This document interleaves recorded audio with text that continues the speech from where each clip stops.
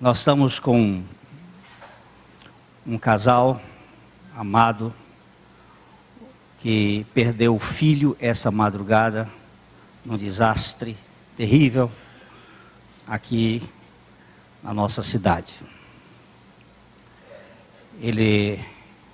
Edivaldo e Ercília perderam o Bruno e a amiga que ia com ele no carro também. Eu gostaria de pedir uma coisa. Por favor, aí eu vou voltar para os jovens. Quando você beber um pouco mais, telefona lá para casa, eu vou buscar você. Ou telefona para uma outra pessoa. A gente vai dar um jeito, vamos buscar. Mas não faça isso. É muito sofrimento. É muito sofrimento. Os pais ficam quebrados, a família fica quebrada, os amigos ficam quebrados. Eu quero ver se Deus quiser, nós vamos ter um grupo de apoio para cuidar de gente nessa cidade. Vamos abrir nossas Bíblias. Colossenses capítulo 3.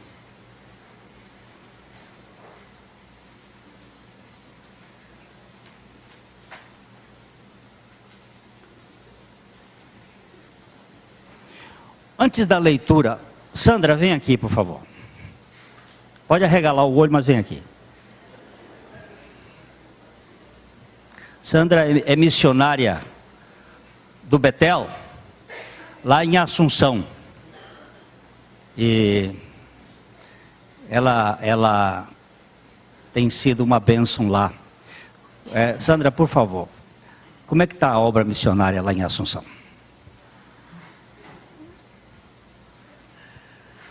Misericórdia. Graça e paz, irmãos.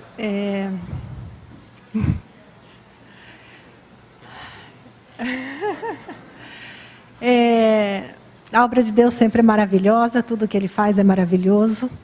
E o mais gostoso é que nunca depende da nossa capacidade, nunca depende do que a gente tem para dar, mas depende do que a gente tem para oferecer para o Senhor.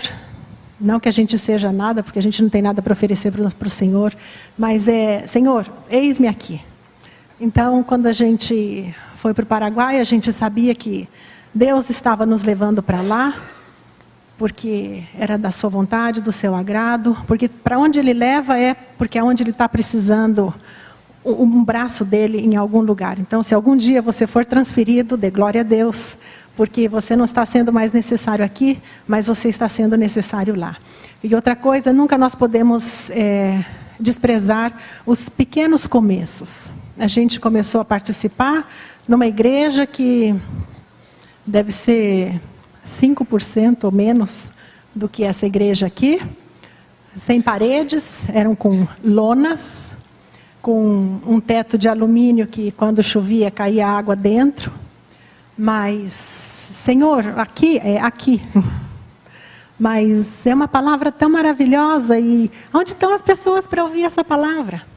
Mas Deus nunca permitiu a gente mudar de congregação e nesse insignificante começo, assim como a obra de Deus aqui na terra começou com o nascimento de um bebê, num presépio, numa estrebaria,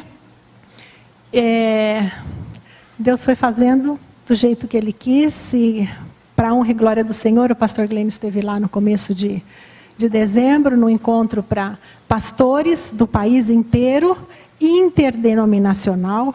Então, ele não pregou para evangélicos batistas.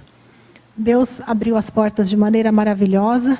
Então, pessoas de diferentes congregações tiveram o privilégio que vocês têm aqui todos os domingos, mas que não é uma palavra que é muito conhecida no meio evangélico. E ainda depois que o pastor veio embora, a gente continua recebendo testemunho de pastores que falaram que começaram chorando, porque vendo realmente o que era a obra do Senhor, e foram todos os dias chorando, e agora nós estamos, eles estão pedindo o DVD, porque eles querem passar para as famílias, eles querem passar para as congregações, e o mais importante é que não foi pregada a bandeira da Igreja Batista, não foi pregada a bandeira do pastor Glênio de Londrina, mas foi pregado Cristo e esse crucificado.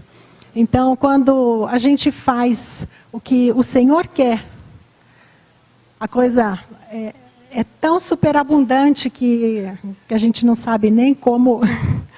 Senhor, nós não vamos dar conta, mas o que começou é fiel para completar essa obra.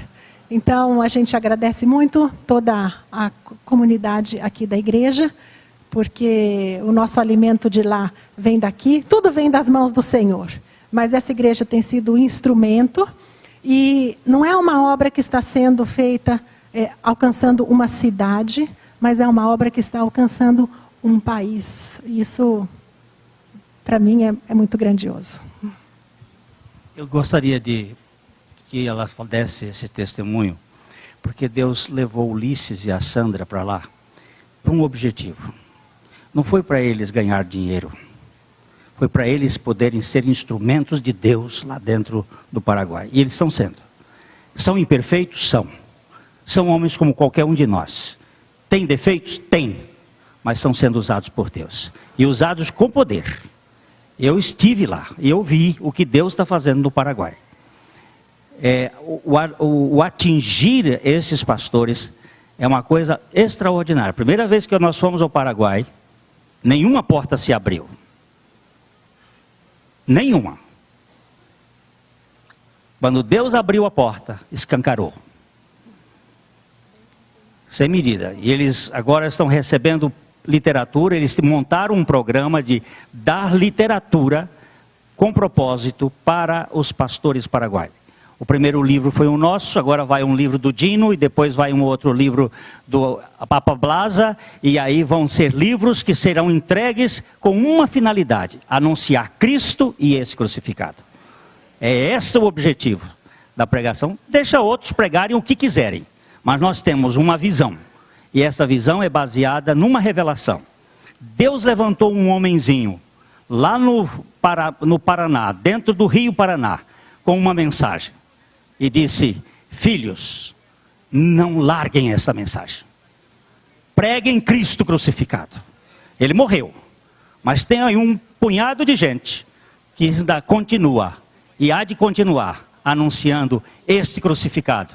Porque só nele nós vamos ter solução. Obrigado, querido.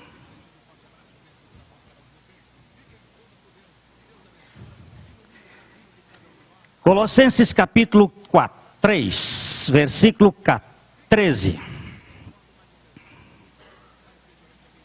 3:13. Suportai-vos uns aos outros, perdoai-vos mutuamente, caso alguém tenha motivo de queixa contra outrem. Assim como o Senhor vos perdoou, assim também perdoai vós. Amado Pai, nós nos curvamos diante do Senhor. Há um desafio profundo para nós descansarmos na obra de Cristo. Nós somos incapazes, mas nós rogamos que nesta noite, por tua graça e misericórdia, o Senhor venha falar aos nossos corações carentes. Eu sei que é o teu Espírito que ministra. Eu quero depender dele e esperar nele. Como mais incapaz e indigno, eu clamo a tua misericórdia. Senhor, tem compaixão de nós. Dá-nos a revelação da pessoa do Senhor Jesus. E fala-nos, para que em tudo o Senhor Jesus seja glorificado. Nós oramos no nome dele. Amém. Suportai-vos. Suportai-me um pouco mais. Há uma lenda, uma história que conta que Abraão estava sentado à porta da sua tenda como tinha costume, esperando hospedar estranhos, quando viu caminhando em sua direção um homem de 100 anos, todo curvo, amparado em seu bordão, fatigado pelos anos e pela viagem. Abraão o recebeu bondosamente, lavou-lhe os pés, fê-lo sentar-se e lhe serviu uma ceia. O ancião comeu, entretanto, sem pedir a bênção de Deus, nem lhe dar graças. Ao ser-lhe perguntado por que não adorava Jeová, Deus do céu, o velho disse a Abraão: eu adoro unicamente o fogo. Não conheço outro Deus. Diante dessa resposta, Abraão, em zelo, ficou indignado, a ponto de mandar embora o velho da sua tenda, expondo-o às trevas, aos males e perigos da noite, sem proteção. Deus então chamou Abraão e perguntou-lhe: onde está o estrangeiro? Ao que o patriarca respondeu: atirei fora da minha tenda, pois ele não te adora. Então respondeu o Senhor: eu o tenho suportado por 100 anos. É bem verdade que ele me desonra. E tu não pudeste suportar por uma noite, sendo que ele não te causou nenhuma perturbação particular? Em vista disso, diz a história, a lenda, Abraão o chamou de volta, foi hospitaleiro com ele e proporcionou-lhe sábias instruções. É lenda, mas diz muito. Nós somos tão intolerantes. Se você não pensa como eu penso, então eu não consigo suportar você. Se você não é do meu grupo, então eu tenho dificuldades de ver você como uma pessoa que Deus também ama. Esta lenda faz parte das histórias de Israel, histórias que os rabinos contam, mas que tem uma vertente muito importante. Porque aqui está uma das condições para a disseminação do Evangelho. Suportai-vos uns aos outros.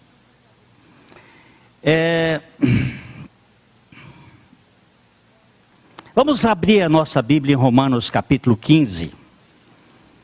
E vamos começar por aqui.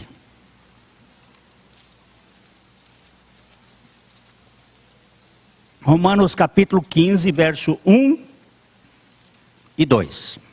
Versos 1 e 2. Ora, nós que somos fortes devemos suportar as debilidades dos fracos e não agradar-nos a nós mesmos. Portanto, cada um de nós agrade ao próximo no que é bom para a edificação. Nós que somos fortes. Nós que somos fortes. Quem são os fortes no cristianismo? Essa é a primeira questão que nós precisamos levantar. Quem é que são os fortes? Porque ele diz, nós que somos fortes, devemos suportar. Anerromai é a palavra suportar, que é diferente da palavra bastel. Daí nós temos bastão. aquele que se apoia em alguma coisa. Aneromai é aquele que é seguro, que é sustentado. Não é apoiado, mas é aquele que está sendo sustentado. Quem são estes que suportam? Vamos começar vendo uma discrepância. O forte no cristianismo é o fraco.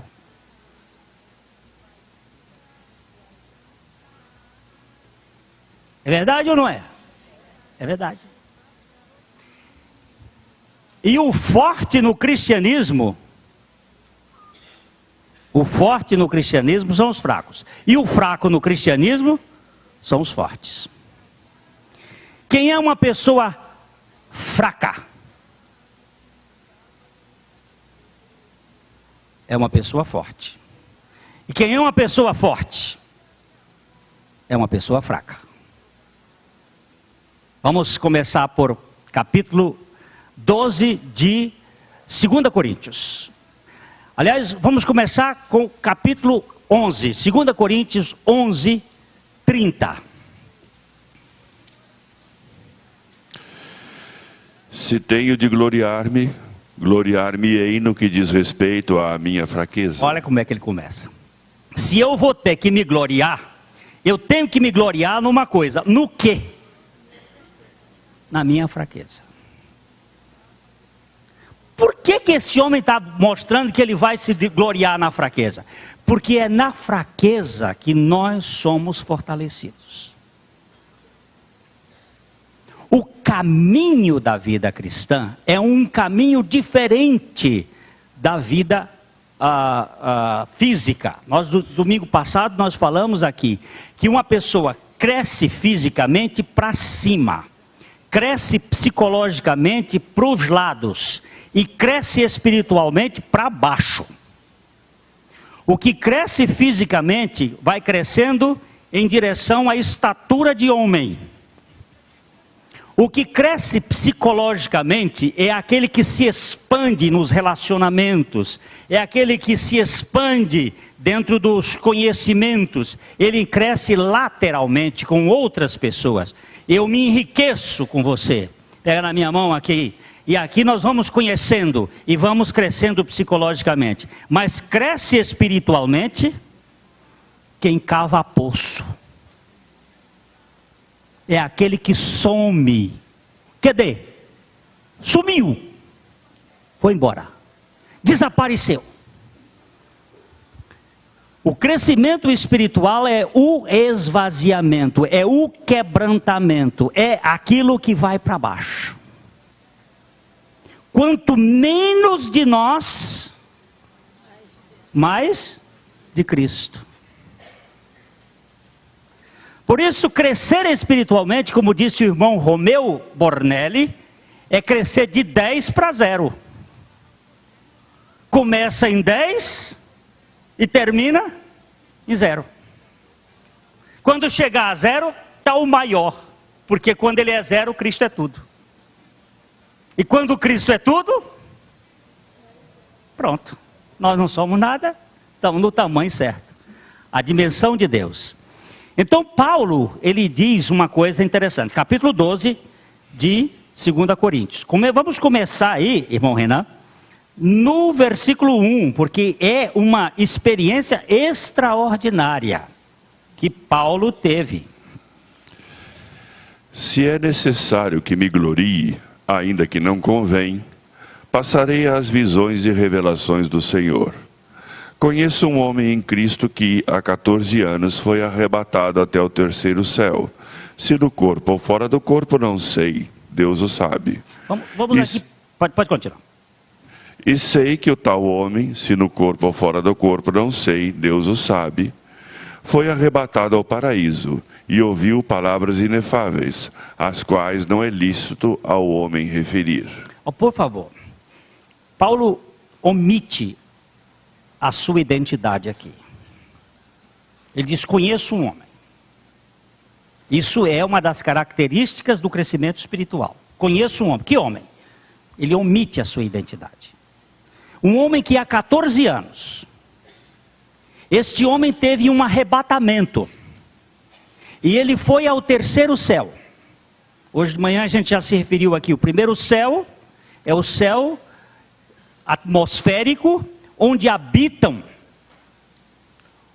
os espíritos dos demônios, das potestades do ar, as potestades do ar que operam nos filhos da desobediência.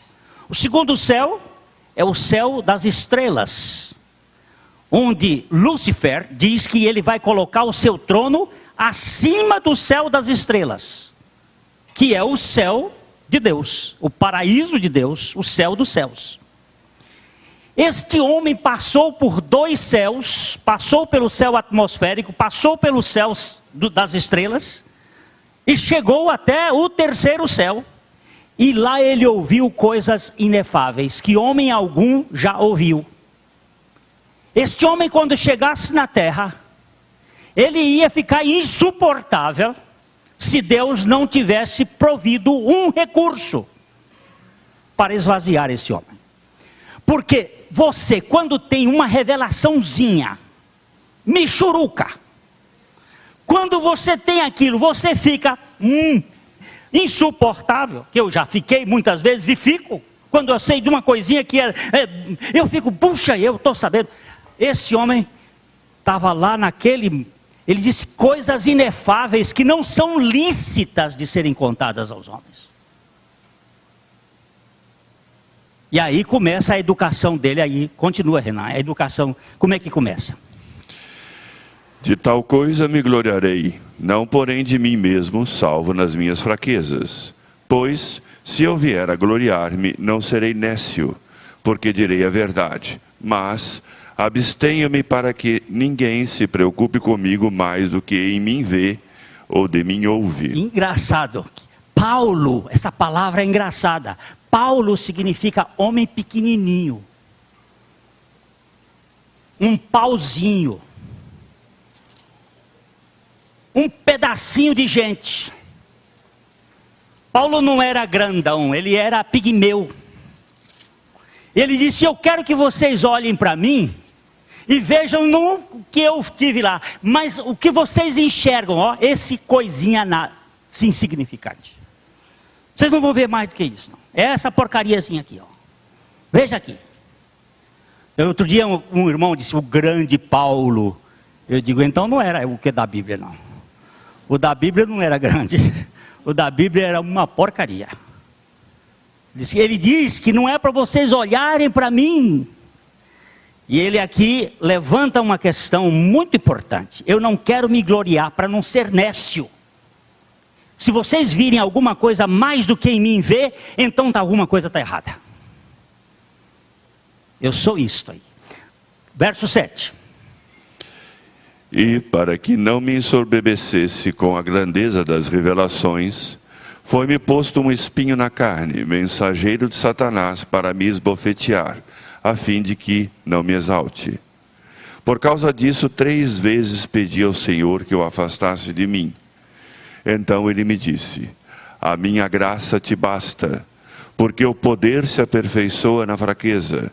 De boa vontade, pois, mais me gloriarei nas fraquezas, para que sobre mim repouse o poder de Cristo. Pelo que sinto prazer nas fraquezas, nas injúrias, nas necessidades, nas perseguições, nas angústias, por amor de Cristo.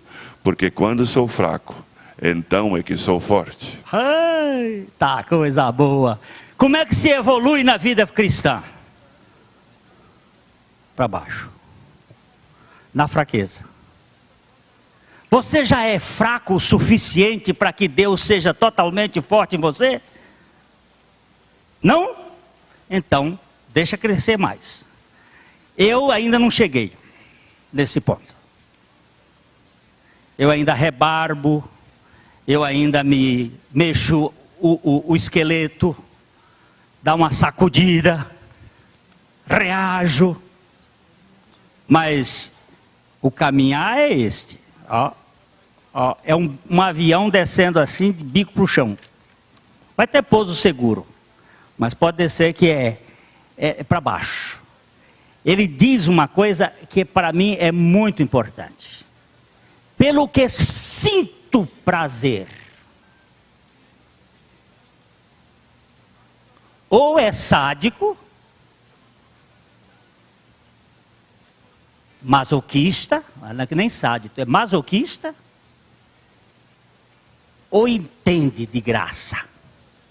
Sinto prazer, em quê? Sinto prazer nas fraquezas, nas injúrias, nas perseguições, nas angústias. Por quê? Quando eu sou fraco, olha bem, na fé cristã, o forte é o fraco. Por quê? Porque quando você é fraco, você depende do poder de Deus. Quando você é forte, você age por força própria. Vamos ver uma outra pessoa que era forte, não era fraco. Por isso não era forte. Uma pessoa que era forte, por isso não era fraco. E por não ser fraco, não era forte. Vamos ver quem é. Marcos capítulo 14. Marcos capítulo 14, verso 29.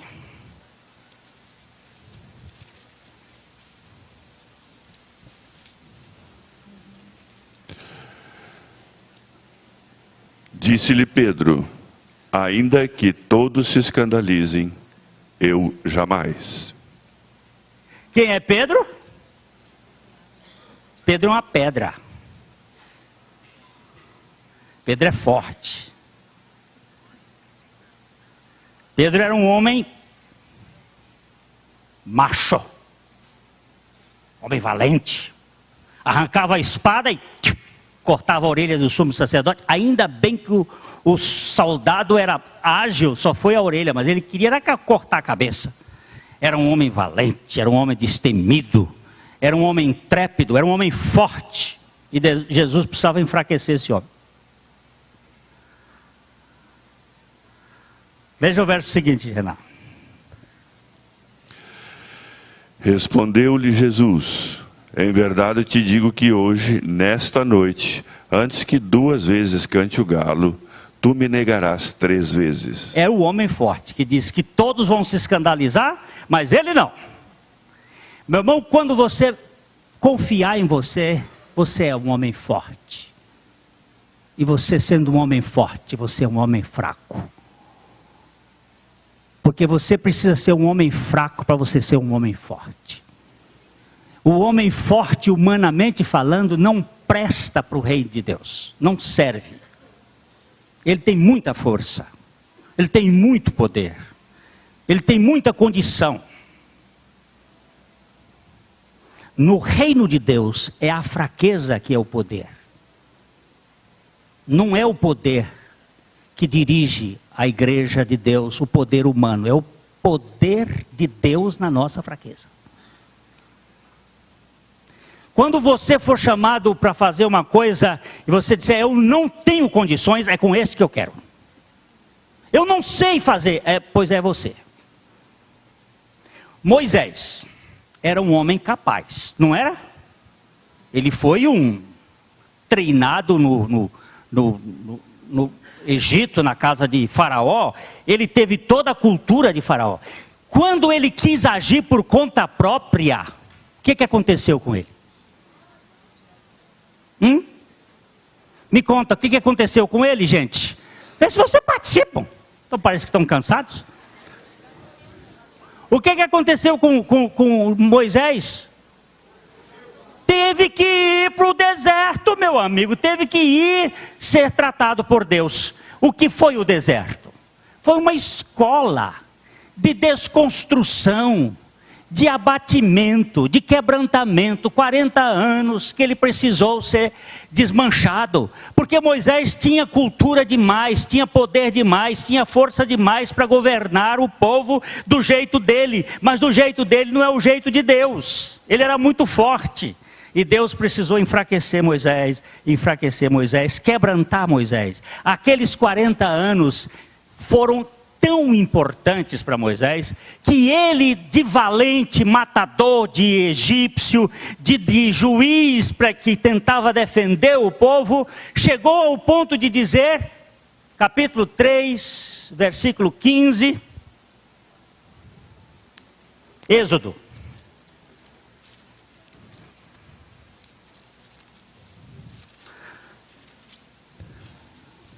Êxodo. Acho que eu estou com o texto errado. A cabeça está ficando velha. Graças a Deus. Quem aqui não chegar, com a vida pagará. Verso 11. Então disse Moisés a Deus: quem sou eu para ir a Faraó e tirar do Egito os filhos de Israel? Agora, no princípio ele disse, sou eu que vou fazer. Eu vou lá e vou libertar o povo vai entender que sou eu o líder. E aí foi aquele fiasco todo, Deus teve que derrubar Moisés. Agora Deus diz, você vai. E ele diz assim, quem? Quem sou eu? Quem sou eu? Veja agora 4:10.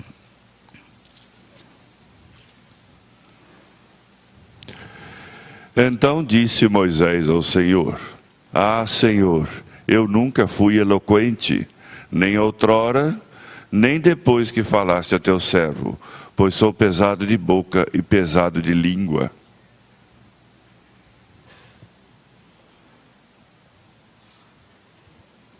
Oh, Senhor, eu não tenho condições, Senhor. Eu sou pesado de boca, eu sou pesado de língua.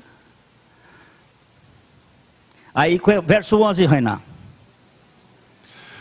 Respondeu-lhe o Senhor: quem fez a boca do homem? Ou quem faz o mudo, ou o surdo, ou o que vê, ou o cego? Não sou eu o Senhor? Quem é que mexe com esse negócio aí? Quem é que faz o cara? Quem é que faz o cara falar? Quem é que faz o mudo falar? Quem é que faz o gago falar? Quem é que faz isso? Não sou eu? Aí o que diz Moisés no verso 13? Ele, porém, respondeu: ah, Senhor, envia aquele que has de enviar, menos a mim. Senhor, manda outro, Senhor, manda outro. Eu não tenho capacidade, eu não vou. Aí veja o verso seguinte. Então se acendeu a ira do Senhor contra Moisés e disse: não é Arão, o levita, teu irmão? Eu sei que ele fala fluentemente. E eis que ele sai ao teu encontro e vendo-te, se alegrará em seu coração. Essa palavra aqui, acendeu-se a ira do Senhor, é como um pai que ralha. Esse verbo não existe mais no meio, né? Ralhar. É. Quando o pai ficava meio bravo, ralhava com o filho. Moleque, vai em frente. Deus, aí, o texto bíblico diz assim: não é Arão, o teu irmão mais velho? Vai que ele já está vindo aí ao teu encontro. Não fica aí se escorando na sua incapacidade, que eu estou contigo, Moisés. Mas foi depois que Moisés baixou a crista.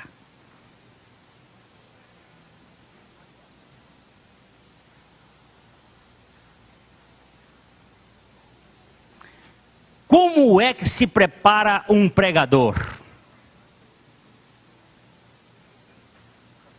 Dizia a pastora Buchaim: humilhe-o até ele se zangar.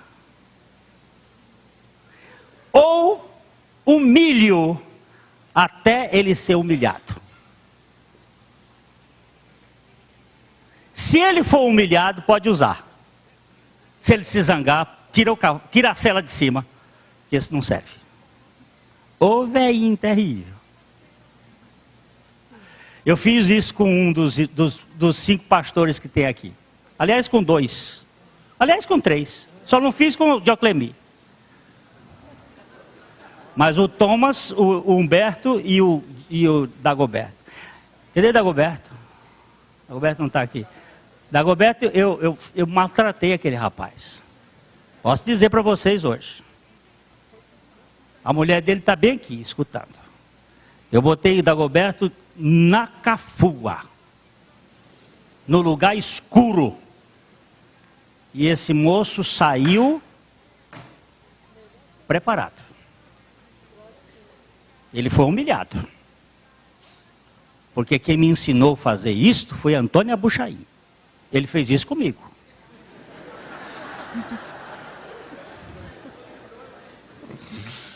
E meus irmãos, eu vou dizer uma coisa, Jesus também fez. Não há coisa mais humilhante do que Jesus com aquela mulher cirofenícia, quando a mulher vinha com um problema sério, com uma filha endemoniada, e ela clamando do lado de Jesus, Jesus andando, não dava nem a mínima para ela, e ela dizendo: Senhor, minha filha está endemoniada, minha filha está endemoniada, e o Senhor, por favor... Presta atenção, mãe, você que é mãe, sua filha doente, sua filha endemoniada, você procurando aquele que pode, e ele não dá ouvido para você. Quando você está em angústia e Deus não te escuta, e você clama e Deus não te escuta, ou você se humilha, ou você fica zangado e arrogante. E essa mulher foi, e Jesus nem dava. Os discípulos se impacientaram e disseram: manda essa mulher cair embora. E a mulher, quando ouviu aquilo, disse: não, ele não vai me mandar não. Plantou no pé de Jesus, ajoelhou e gritou: tem misericórdia de mim. E Jesus disse: olha, não convém pegar o pão e dar para os cachorrinhos. O pão dos filhos e dar para os cachorrinhos. Eu quero saber quem é que recebia uma palavra dessa, chamar você de cachorra, e você ficar aí numa posição de dizer assim: que rabi mais ousado, mais metido. E Jesus olha para ela e ela disse assim: mas os cachorrinhos também comem das migalhas que caem da mesa. Eu estou esperando uma migalha. E Jesus disse: mulher, a tua fé, vai, a tua filha está liberta. Ele mexe com esse aspecto do nosso orgulho. Você e eu somos orgulhosos.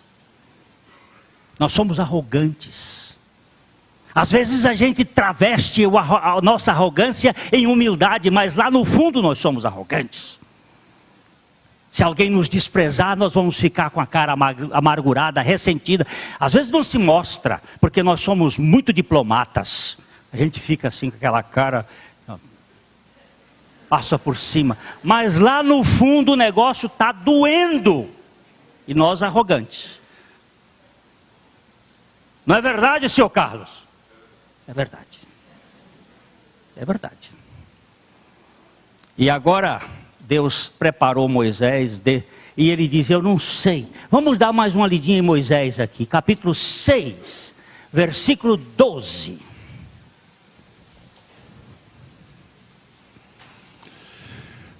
Moisés, porém, respondeu ao Senhor, dizendo: eis que os filhos de Israel não me têm ouvido, como, pois, me ouvirá Faraó?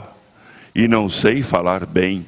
Se os filhos de Israel, que são meu povo, não estão me ouvindo, mas que será Faraó? E eu, sem saber falar, como é que eu vou? Irmão, quando você for incompetente, você está realmente capacitado para servir a Deus.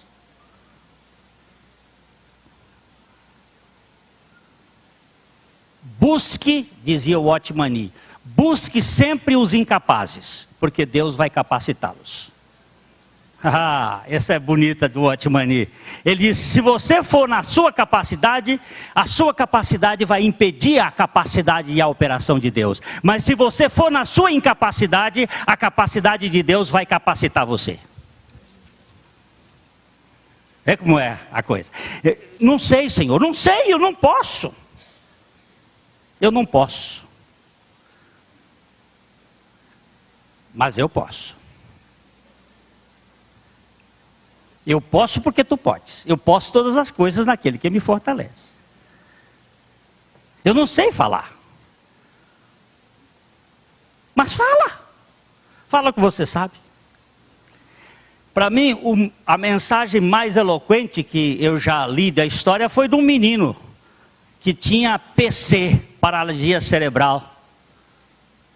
E ele não sabia falar. E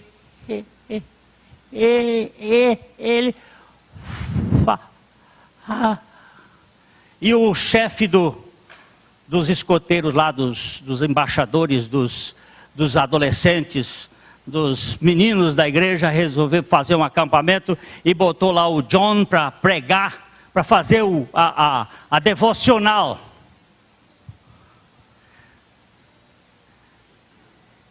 Numa turma de meninos, mais de 100 meninos adolescentes, e você quando vê uma pessoa com uma deficiência, menino já é um bicho engraçado. Eu tenho um irmão que diz, menino pode ser criatura divina, mas quem administra é o capeta. E é verdade, é criatura divina, mas o capeta administra, e administra bem. E o garoto vai falar na última reunião de manhã, e aquela meninada toda vendo o John, aquele menino PC com paralisia cerebral, sem saber falar, e ele começou,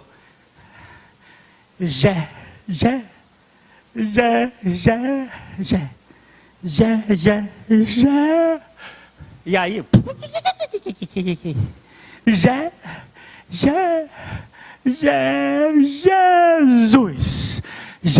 me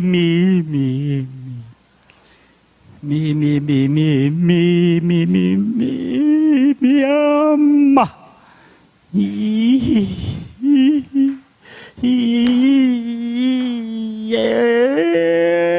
Eu amo Jesus. Jesus me ama. E eu amo Jesus. Foi tudo que ele disse. Quando eu li aquela experiência, haviam mais de 100 meninos naquele dia, mais de 40 missionários hoje no mundo, por uma palavra, Jesus me ama, e eu amo Jesus. Aquele menino, quando terminou de dizer esta palavra simples, que é tudo que o Evangelho diz, fraqueza, incapacidade, mas ele passou a noite toda orando. Eu não sei falar. O que eu vou dizer? Como é que nós vamos ser usados na fraqueza? Quando eu sou fraco. Então eu que sou forte. Como é que eu vou suportar as fraquezas dos fracos? É chegar naquele velório e abraçar o Edivaldo e a Ercília, eu abraço, o que eu vou dizer? Meus pêsames. Meus pêsames, eles já estão com tanto peso, eu ainda ponho os meus. O que eu vou dizer?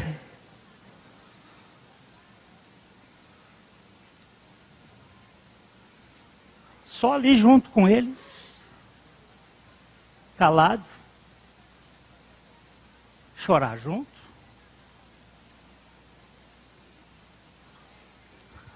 Uma mãe que veio comigo, veio naquele momento ali, e que perdeu um filho, virou e disse, eu sei o que é isso, Glênio, eu sei. Eu sei. Ô dor. Eu sei, Glênio. Digo, fala com a mãe. Quando eu sou fraco, então eu sou forte.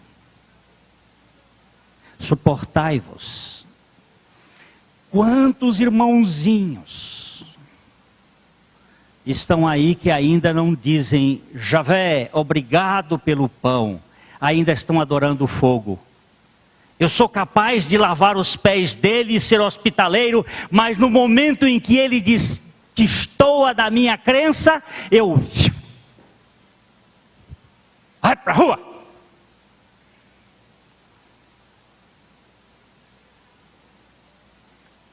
Meus irmãos, esta palavra suportar, ela é muito pesada.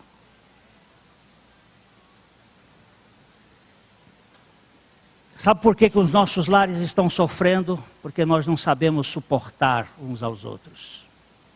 Eu, marido, não tenho condições de suportar minha mulher e vice-versa.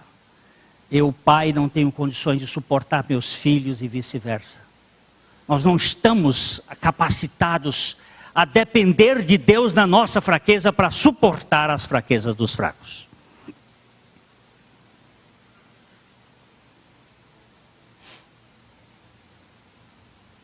Vamos ler Juízes capítulo 6, verso 15.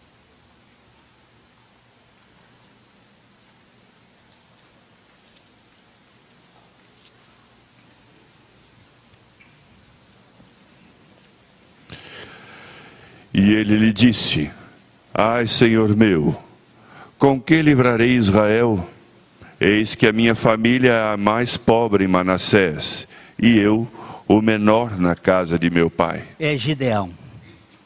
Gideão estava lá malhando o trigo para esconder nas cavernas, porque os amalequitas e os moabitas estavam vindo para roubar o trigo. O povo de Israel estava passando fome e ele pegava e escondia o trigo, malhava de dia e de noite para esconder nas cavernas, porque senão iam passar fome, o povo estava morrendo. E aí, no momento em que ele estava lá, o anjo do Senhor aparece e disse: você foi escolhido para livrar Israel dos midianitas. E o que é que ele diz? Quem sou eu? Quem é a minha tribo? Quem é a minha família? É a menor. Nós não temos condições.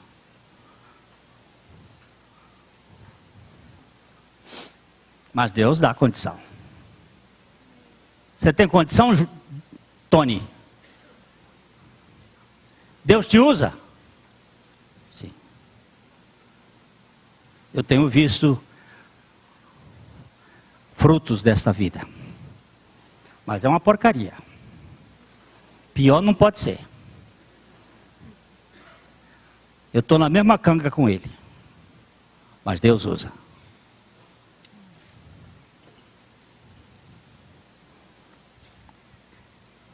Senhor, estou no vale, estou descendo. Estou indo lá para o Val de Jaboque. O lugar que eu gosto de olhar. Um irmão essa semana chegou e disse: pois é, nós vamos ter que tomar umas decisões e vamos ter que fazer isso e fazer aquilo e fazer aquilo outro. Eu olhei para ele e disse: irmão, lembre-se que os príncipes da casa de Israel são mancos. Começa pelo primeiro. Era manco.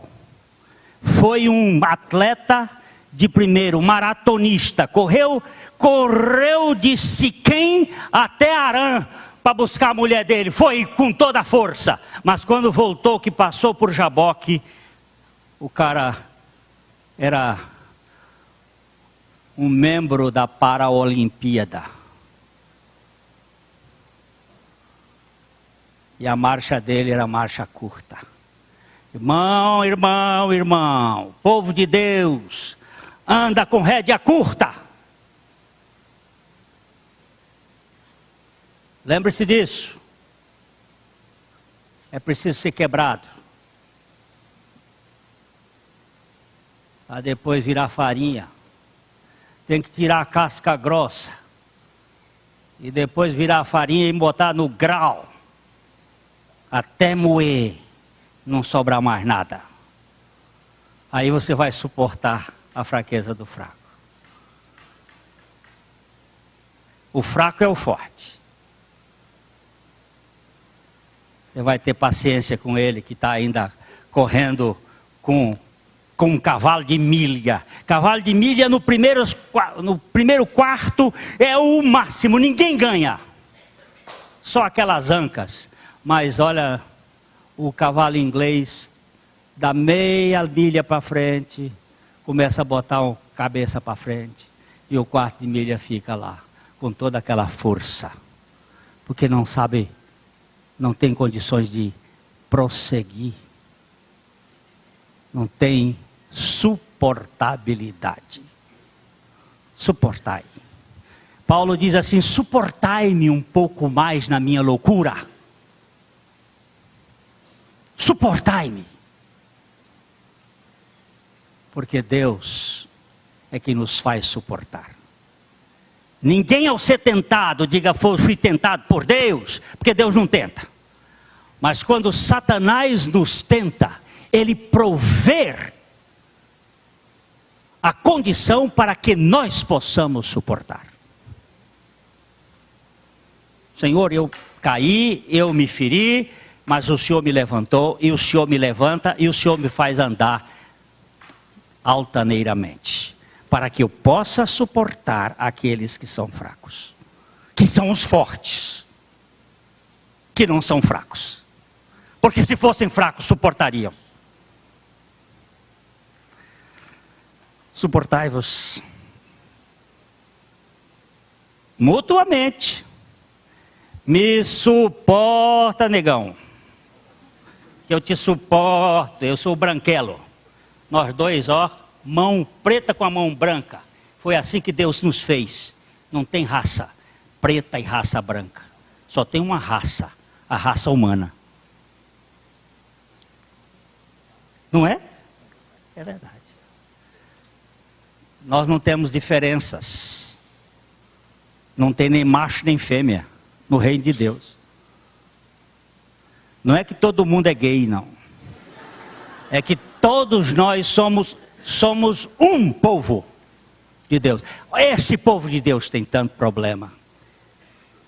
O mais problemático está aqui na frente, dessa aqui. Mas Deus tem paciência comigo.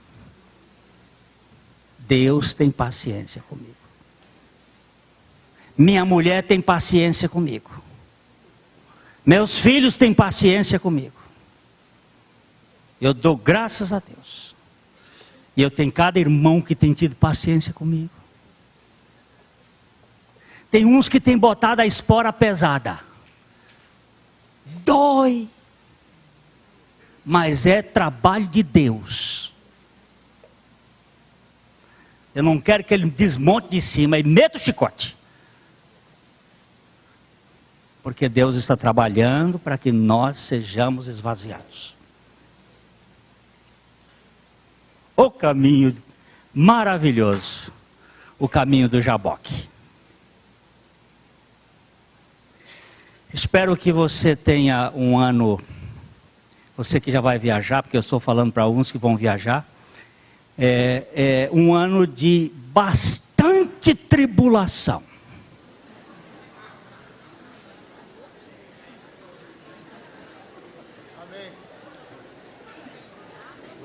Por que vocês estão rindo? No crescimento espiritual não existe crescimento sem tribulação. Em tudo sois atribulados, porém não angustiados, perplexos, mas não desanimados. Vocês vão ter tribulação, mas bendita seja a tribulação. Eu estava dizendo para minha esposa que este final de ano, nós nunca passamos um final de ano com tantas lutas nestes 35 anos aqui. Mas eu nunca tive tanta oportunidade de adorar a Deus como nesse tempo. Mas está sendo bom. Eu digo de manhã cedo, quando o negócio está... Já morreu outro.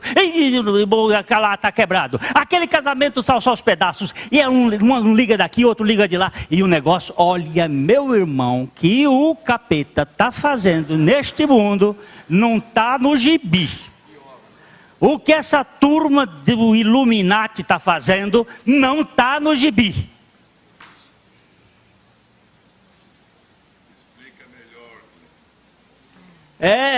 A turma do outro mesmo. Pode saber. Está tremendo. Tremendo. Essas mortes da madrugada são sacrificiais. São demoníacas. São obras das trevas.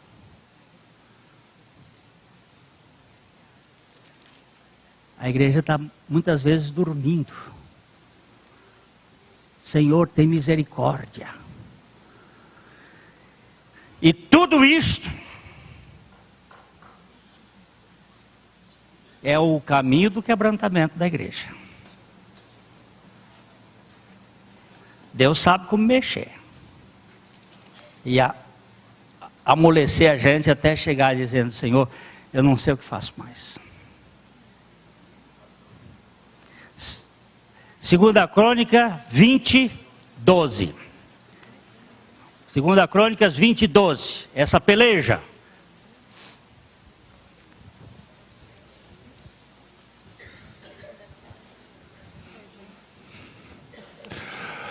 Ah, nosso Deus, acaso não executarás tu o teu julgamento contra eles?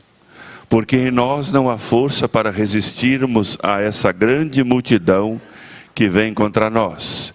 E não sabemos nós o que fazer, porém os nossos olhos estão postos em ti. Aleluia! Aleluia! Isso é Josafá. O rei Josafá, diante de 3 povos, os amonitas, os moabitas e os do monte Seir, se ajuntaram contra Josafá e contra Judá, e Josafá entrou em pânico, porque havia uma multidão incontável, e ele ficou em pânico. E agora ele clama ao Senhor, e diz, ah Senhor, nós não temos força para lutar com esse povo não, mas os nossos olhos estão postos em ti. E aí Deus fez uma estratégia engraçada. Eram 3. Deus fez com que um aliasse com o outro contra o terceiro. Houve uma aliança de 2 que se voltaram contra o terceiro, porque aí quem vai receber a glória? Aí começaram, pá, e se mataram. Mataram aquele. Quando terminou, ficou assim. Mas quem é que vai ter a glória? É os moabitas ou os amonitas? Seir já acabou. Seir foi. Agora quem vai? Eles se mataram entre si, não ficou um. E aí Israel chegou lá, só passou 3 dias saqueando defunto, pegando os despojos. 3 dias. Beraca é o nome do lugar. Beraca, o vale da bênção, o vale da coisa que está lá cheia. Deus luta por nós. Eu vou ficar preocupado com bolsa de valores de Wall Street, quem manda no dinheiro? Eu não. Eu tenho olhando é aquele que manda no mundo e que tem o mundo nas suas mãos. Agora, se vai mudar a moeda, se não vai mudar a moeda, se vai fazer para cá, se não vai fazer para cá, pode mudar o que quiser. O que pode fazer? Se estamos nas mãos de Deus.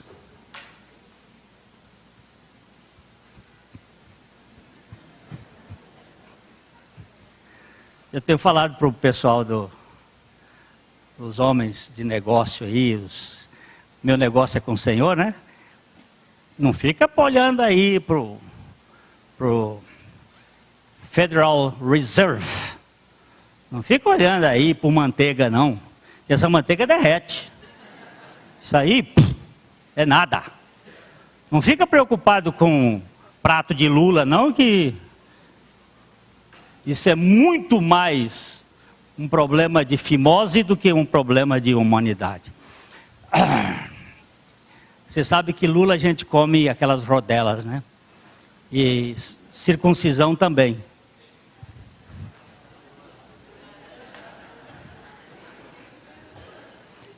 Vocês precisam entender parábolas, mas quem governa o mundo é o banco, é o judeu. Ajuda eu, povo. Mas não tem nada que governe sem a permissão de Deus. Quem está por trás de tudo é Deus e Ele é soberano. Se Ele quiser, Ele faz assim. Quando o rei Senaqueribe veio cercar Jerusalém, cercou Jerusalém. Todo mundo com medo. O rei Ezequias, estou trocando o profeta com o rei. O rei Ezequias orou. E sabe o que Deus fez? Um barulho. E a turma toda correu. E até hoje eles estão correndo. Barulho.